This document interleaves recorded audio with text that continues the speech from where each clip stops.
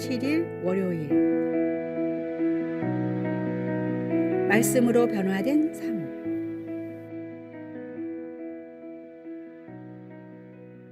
일본에서 기독교 핍박이 극심하게 일어났던 근대에 우연히 성경을 한 권 받아들게 된 소년이 있었습니다.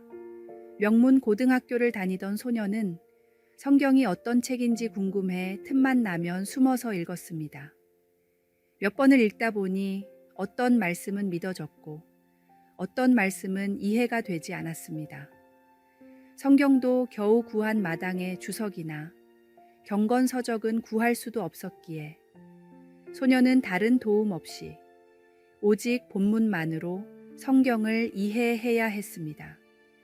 여전히 성경이 완전히 믿어지지는 않았지만 반복되는 묵상 중에 소년은 주 예수님을 구세주로 영접하는 놀라운 경험을 했습니다.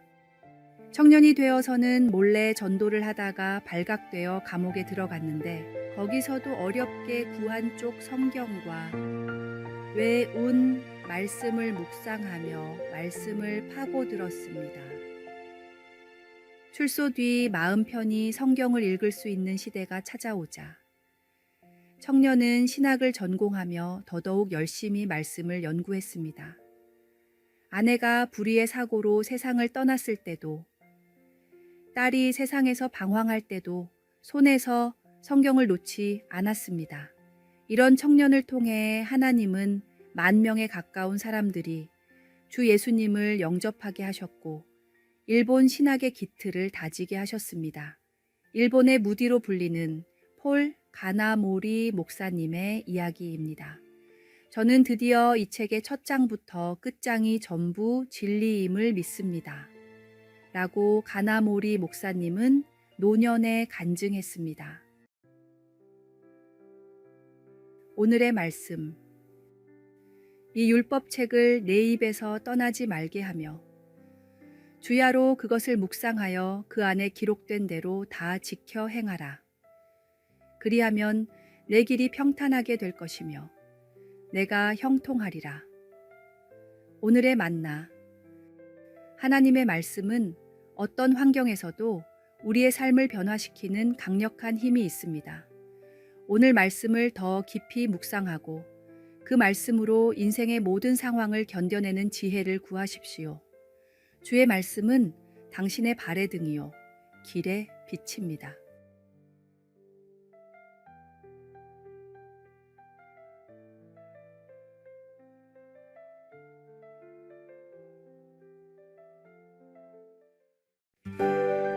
(4월 8일) 화요일. 부끄러움을 넘어선 능력. 마을에서 가장 유명한 철학자 장 선생은 서재에서 책을 정리하던 중 문득 들어온 남자를 보고 깜짝 놀랐습니다. 그의 옛 제자 민수였습니다. 아이고 10년 만이네. 너 지금 뭐하니? 대학 교수, 연구소. 민수는 웃으며 대답했습니다. 아니요 선생님. 저는 요즘 길거리에서 복음을 전하고 있어요. 뭐라고? 장 선생의 눈이 동그래졌습니다.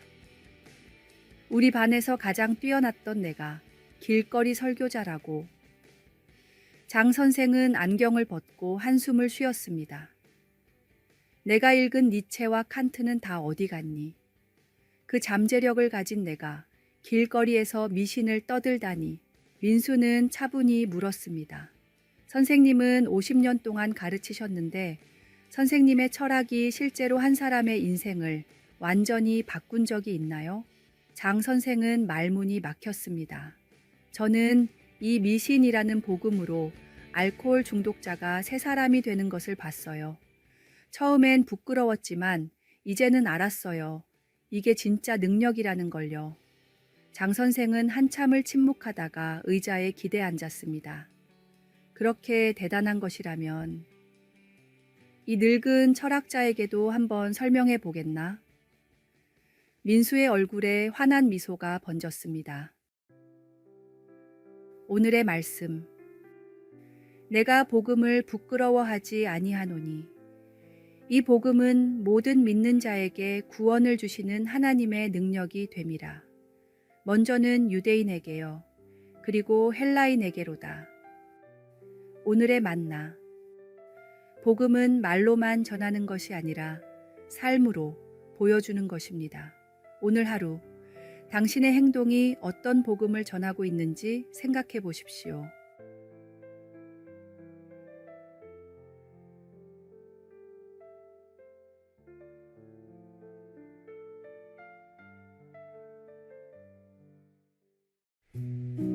(4월 9일) 수요일.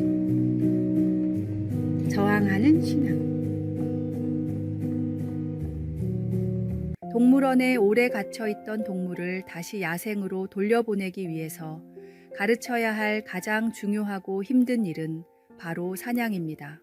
야생성을 잃은 동물은 이미 사냥하는 방법을 잊어 강력한 이빨과 발톱이 있음에도 굶어 죽기 때문입니다. 그래서 처음에는 살아있는 동물을 먹이로 주고 그 다음부터 조금씩 자연 환경에 노출시켜 잃었던 야생성을 회복시켜야 합니다. 그러면 반대로 야생동물을 우리에 가두기 위해서 가장 중요한 것은 무엇일까요? 바로 먹이를 받아 먹게 하는 일입니다. 수족관에 돌고래를 가두고 죽은 생선을 주면 처음에는 입도 대지 않습니다. 며칠을 굶어야 겨우 조금씩 먹기 시작하고 차츰 습관이 되면 죽은 생선을 주는 대로 받아 먹게 됩니다. 인간에게 길들여진 것입니다. 사람들은 16세기 종교개혁 이후 분리된 기독교인을 프로테스탄트라고 불렀습니다. 저항하는 사람들이라는 뜻입니다. 당시 크리스천은 잘못된 진리에 대항하고 길들이려는 세상에 저항하는 오직 본질을 쫓는 사람들이었습니다. 하지만 그 시대에 비해 편하게 살아갈 수 있는 지금의 크리스천은 어떤 모습일까요? 혹시 세상에 길들여진 동물처럼 편하게 신앙생활을 하고 있지 않습니까? 오늘의 말씀. 너희는 이 세대를 본받지 말고 오직 마음을 새롭게 함으로 변화를 받아 하나님의 선하시고 기뻐하시고 온전하신 뜻이 무엇인지 분별하도록 하라. 오늘의 만나. 당신의 신앙은 세상에 저항하고 있습니까? 아니면 이미 길들여져 있습니까? 오늘 자신의 믿음을 돌아보고 하나님의 말씀에 기초한 본질적인 신앙으로 돌아가는 용기를 내십시오. 참된 자유는 세상의 가치관에 저항할 때 얻을 수 있습니다.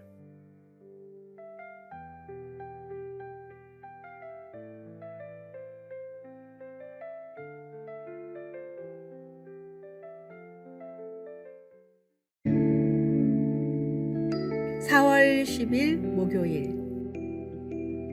가짜와 진짜.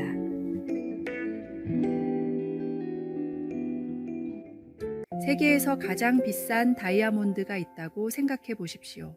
그 다이아몬드와 완벽히 똑같은 모조품이 있습니다. 사람의 눈으로는 구분할 수 없는 완벽한 인조 다이아몬드입니다. 만약 우리가 두 다이아몬드 중 하나를 가질 기회가 생겼다면 어떤 다이아몬드를 고르시겠습니까? 제 아무리 사람의 눈으로 구분을 못한다 해도 누구나 모조품이 아닌 진짜를 고를 것입니다.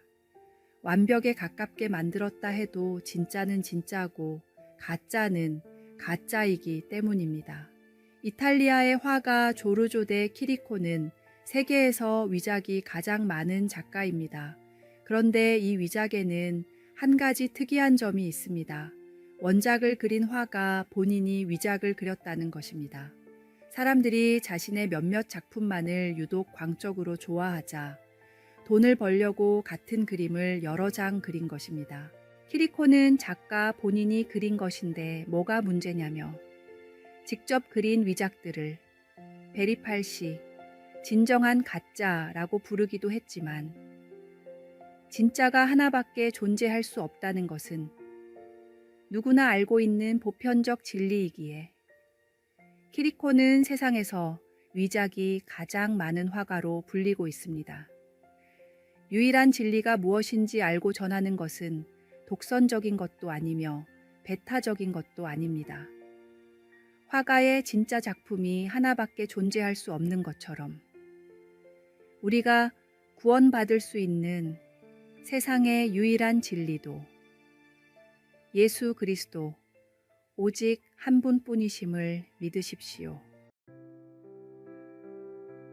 오늘의 말씀. 예수께서 이르시되 내가 곧 길이요 진리요 생명이니 나로 말미암지 않고는 아버지께로 올 자가 없느니라. 오늘의 만나. 이 세상에는 수많은 길과 진리처럼 보이는 것들이 있지만 참된 구원으로 인도하는 길은 오직 예수 그리스도 뿐입니다. 다양한 가치관과 신념 속에서도 예수님의 십자가 진리를 굳게 붙드십시오. 그것이 영원한 생명으로 인도하는 유일한 길입니다.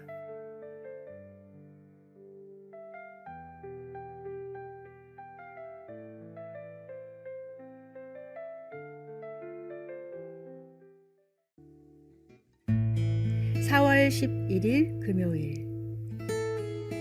살아있다는 증거.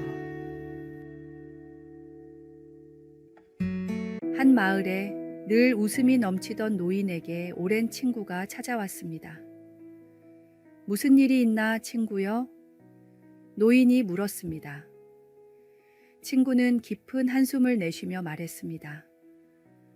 요즘 너무 걱정이 많아 잠도 못 이루고 있네.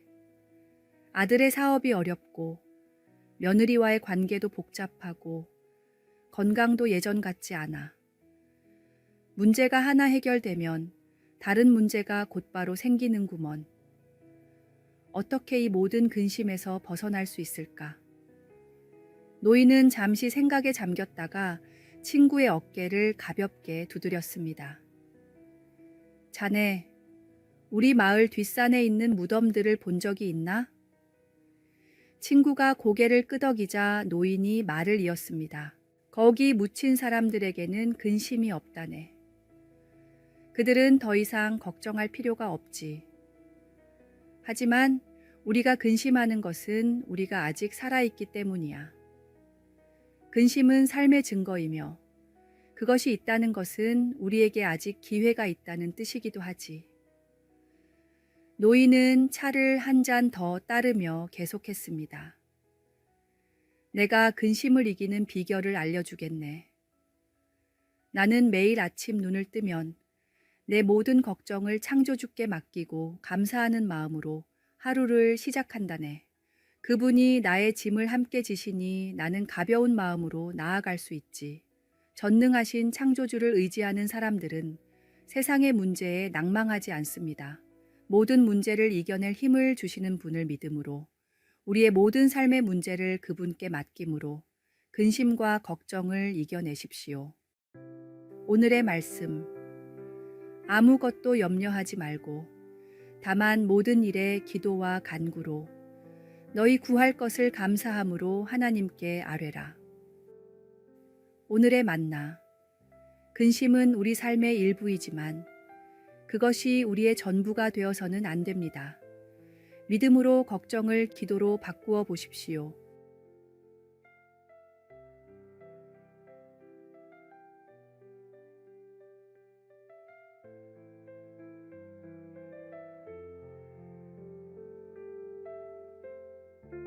아래의 빨간색 글자 구독을 누르시어 더 많은 전도의 열매를 맺으시기를 기도합니다.